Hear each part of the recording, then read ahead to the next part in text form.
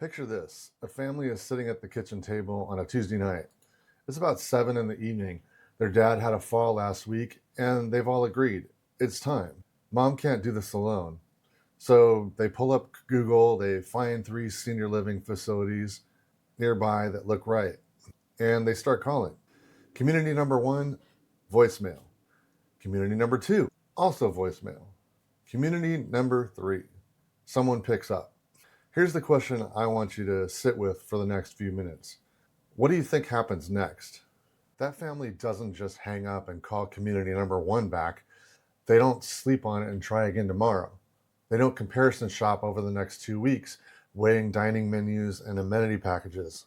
They book a tour with community number 3 tonight because community number 3 was there when the family needed them. This is what I call admissions roulette. Every time a family calls after hours, after 5 p.m. on a weekend, on a holiday, they're spinning a wheel. And the community that answers doesn't just get the inquiry. Research shows that the first facility to respond to an inquiry books approximately 85% of tours. Not a plurality, not a slight edge, 85%. That's not a sales advantage. That's a near monopoly on the moment that matters. So why does this keep happening?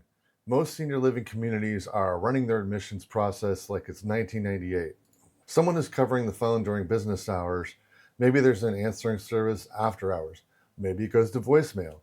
Either way, what the family gets is a message. We're closed right now. Please leave your name and number and we'll get back to you. And here's the thing about that message. It feels neutral to you. You think you're just telling people your hours. But to that family at 7 p.m., you just told them something else entirely. You told them, we're not available when you need us. That's not neutral. That's a message.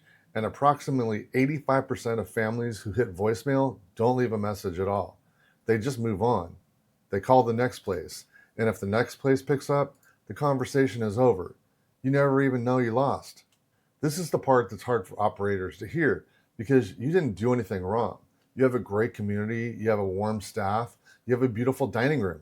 You genuinely care about residents. None of that matters if you weren't there when the family called. Let me put some numbers around this because I think it's the only way this really lands. The average senior living resident generates somewhere between $80,000 and $140,000 per year in revenue for the community.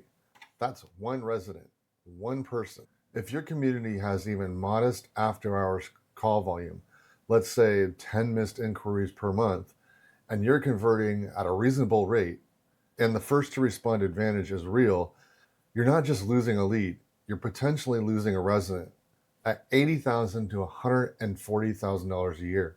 And here's the multiplier most people don't account for. Average length of stay in assisted living is somewhere between 22 and 28 months. So that's not just 1 year of revenue. That's potentially $200 to $300 plus relationship that went to the community that picked up the phone first. There's a Harvard Business Review study, you can look it up, that found leads contacted within 1 minute of their inquiry convert at 391% higher rates than leads contacted even 5 minutes later. 1 minute versus 5 minutes, 391%. So speed doesn't just matter. Speed is the variable. Everything else, your care model, your programming, your reputation, all of it is downstream from whether or not you were present in that first moment. Now, I want to be fair here because I know what you're going to say. Ed, I can't have someone by the phone 24 hours a day. My admissions director, she has a life. She's not available at 9 p.m. You're right, and that's not what I'm suggesting. What I'm pointing out is that there's a structural gap between when families actually call and roughly 73% of senior living inquiries happen outside of standard business hours and when most communities are set up to respond. It's not a staffing failure, it's a systems failure. The industry hasn't caught up to when the calls actually come in. Think about it from the family's perspective. A family doesn't schedule a crisis.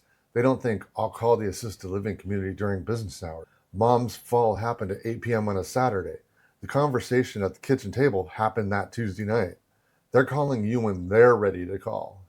And if you're not there, someone else will be.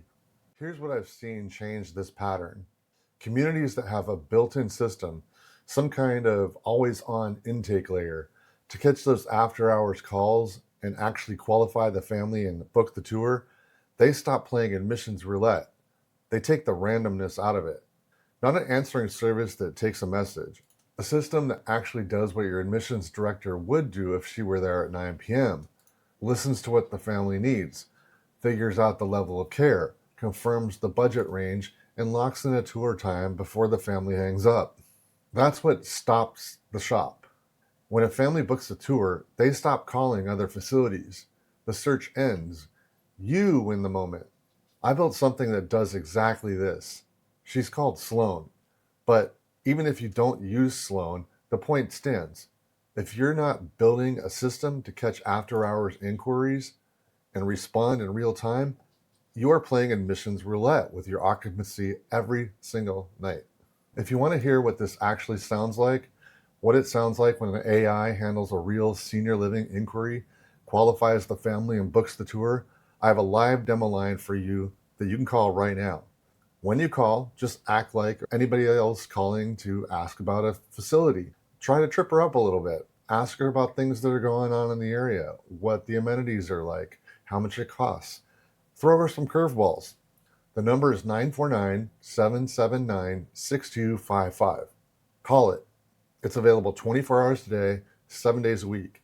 You'll hear Sloane handle a real call because you're going to be doing the call at a community called the Marisol in Newport Beach. It's a fake community. You don't have to talk to me. You don't have to get on a Zoom. Just call the number and hear it for yourself. Again, the number is 949-779.